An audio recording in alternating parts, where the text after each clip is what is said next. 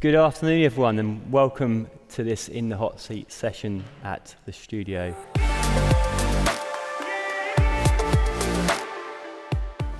My name is Doug Drinkwater. I'm the Director of Strategy here at Hot Topics, and today we're talking about what kind of technology leader are you? Evangelist, entrepreneur, or engineer, maybe something else entirely. I think when I started, it was very much about operating the business, probably. And more increasingly now, it's about transforming and changing the business. And I think that's the evangelism part of the role. You know, I think our job, technology's leadership job, is to bring the power of technology and bring it to life for a business. So I think I think we're all evangelists. I'm a child of the 80s and 90s in terms of my career, and back then IT was a necessary evil. You know, if you wanted to operate a business at scale, you had to have an IT function doing clever stuff, and therefore you had to have a bunch of people who you probably didn't really want in your business, but they had to be there to operate stuff, right? I think we've been through over the last 10 or 15 years a real sea change in that, and people seeing the value that somebody who really understands what you can do with technology, and that's really what we can do. Joe, I want to come to you on the issue of company size, and Phil just mentioned there about this leadership being a continuum. You need to be perhaps an engineer, an entrepreneur, evangelist at different points, but does it differ by the organisational structure, and I guess key to that, the organisational size as well? Yeah, I think definitely. I also think it's to do with the maturity of the business and where IT might have historically sat. So if you've historically been sat in finance, you're more likely to be seen as a cost center and not necessarily have the same voice that you might have if you were direct into the CEO. But whoever has the responsibility for technology, I think there's a recognition that they need to be at the board table. If I look at the CIO, the acronym and what it stood for, it was Chief Infrastructure Officer. That's its origin. Then, of course, we know Chief Information Officer, and somewhere along the way, it was Chief Innovation Officer. But increasingly, I see it as Chief Interaction Officer, because we are all digital in how we engage with our customers, our employees, and all the touch points that we have. And also, thanks to things like generative AI, we're also change impact or change influence officers, if you like, bringing all this technology to bear on the business. So a huge, sea change in where tech was, from back office to, I would say, everywhere. I think you've always got to take an interest in your own development. It's a really easy thing to forget about, to think that your job is to be the leader, the all-knowing, the person who has all the answers. But actually, my personal philosophy was always to be on a journey of continual learning, whether it's through mentoring, reverse mentoring. So we've done a lot of work with trying to understand what it's like in other areas, and having younger people in their career come in and talk freely about what's going on and how the world changes, because hey, I'm not a young man anymore. I know it doesn't look like it, but I'm not. And therefore, how can you really stay relevant in those situations?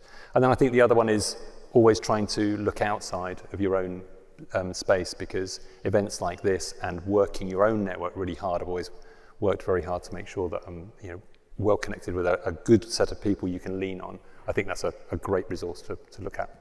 You've got to really punctuate in terms of business leadership, which means you've got to understand the business as well as any. I think we're very privileged technology leaders because we tend to interact with all parts of the business. So I think in most businesses I've ever worked with, actually the technology leader has probably got the broadest view.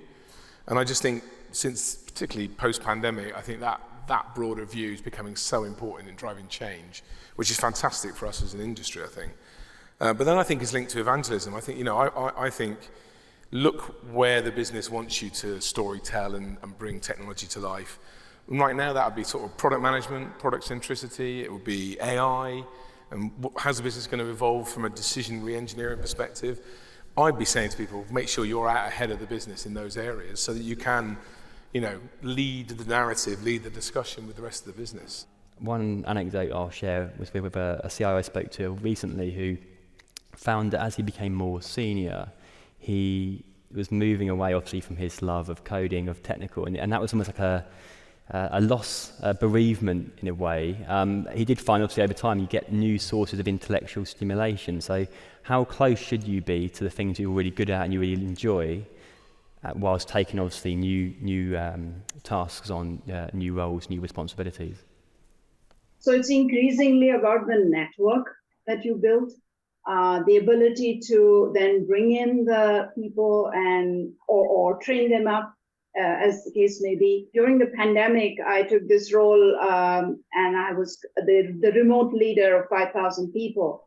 And I suddenly discovered a new love and a passion actually for developing people, for connecting, for really making the talent aspect shine more than it was about, solving a business problem. There's always new developments, there's new things to learn, and if you don't learn, you can become very swiftly obsolete. So I think you said that the CIO could become the person that demystifies moving forwards. How realistic is that? And if you're on that journey, what should you be looking at in terms of your own self? Yeah, I mean, I definitely think that. I mean, I really think the skill set that technology leaders possess is ripe for CEO going forward. I think we're going to see loads more technology leaders come through and run businesses, and good, because technology not only operates, but it differentiates and it enables businesses. And I think the pandemic's proven that, hasn't it? I mean, look at how much innovation and investments going back into technology, even though we're in a really difficult macroeconomic climate. It's because smart businesses have worked out the core differentiator through the pandemic was technology. I'd offer a counterpoint, which is if we're not careful, we don't use the opportunity well, then we're living in an age where actually many areas can consume areas that have traditionally been technology. So, but if anything, it means the CIO has to work harder, because that uniqueness I talked about earlier of saying, I'm the only one who understands this stuff, so you need me, that's gone. Those days are gone.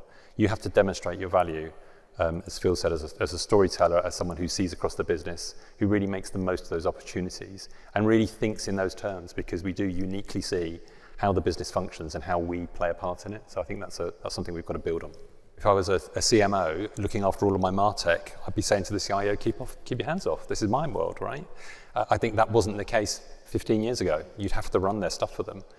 And that's just in one domain. I think so if you're not really providing value, they'll say, I think I'll do it myself, thanks, because I don't need what we used to have. That's a challenge that we've got to rise to. I think there's also a role to play around how tech savvy you help the board be. So certainly, I've spent quite a bit of time with my CEO, supporting him with understanding cyber and all things cyber. Not to the degree that he could now go and be a CISO or work in SecOps, but enough for him to be responsible and really understand this. So there are certain topics that I think it's really important we share, we make everybody tech savvy on, but there's others when it comes to operational IT or other things that they're just not going to necessarily be something that adds value to those conversations. But I think we should definitely take the ones that help make everybody a bit more tech savvy. Phil, what advice would you have for those in the audience today in terms of how they audit their skill set, look at where they should be going moving forwards? You have to know enough to be credible, and that's true about the business. I think you have to be credible, and that means you have to be able to rub shoulders with everybody in the business.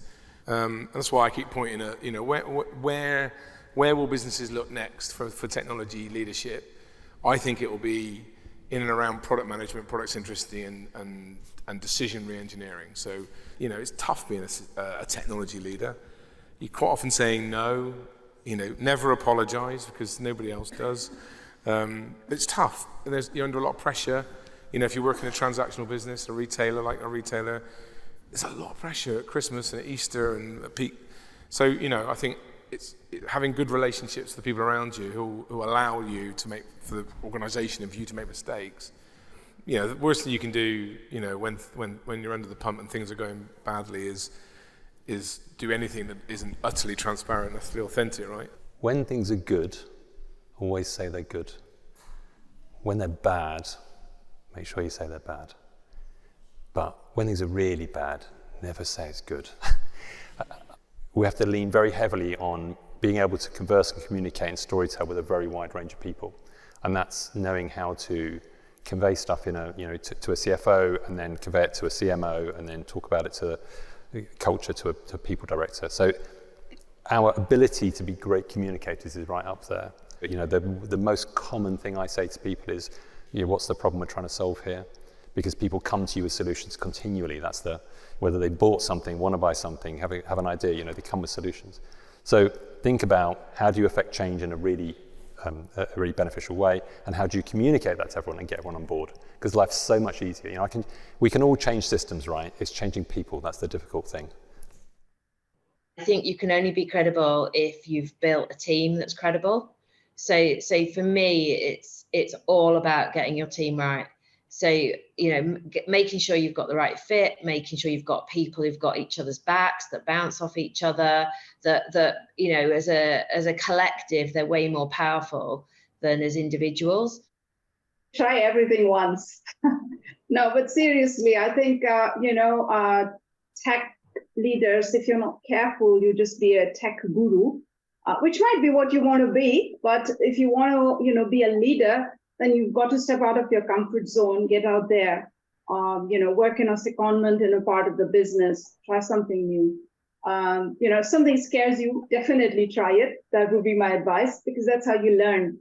And as you build the learning around successes and failures, that's what makes you a leader, really. Phil, Andy, thanks for joining me in person. Thanks. And Joe, Supriya, thanks for joining us virtually. So everyone, please put your hands together today for the panel.